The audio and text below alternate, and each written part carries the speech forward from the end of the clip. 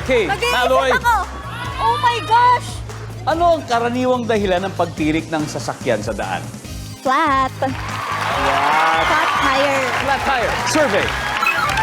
Yep. Johanna, anong karaniwang dahilan ng pagtirik ng sasakyan sa daan? Nabangga. Nabangga. Ayaw na umandar.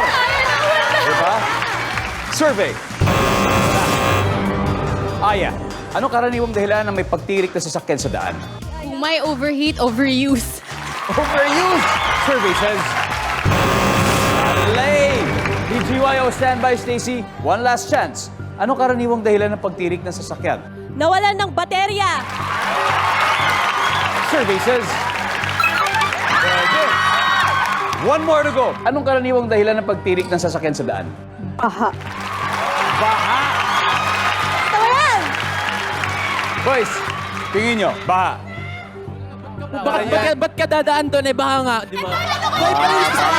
Tama naman. Eh, paano kung ano? Paano kung na-fake news? Akala mo, wala talaga. Alam mo, minsan, di ba, akala mo okay lang eh. Sabay pagdating mo, talagang wala na, lubog na. Kasalanan po ng driver yon. Alright. Survey.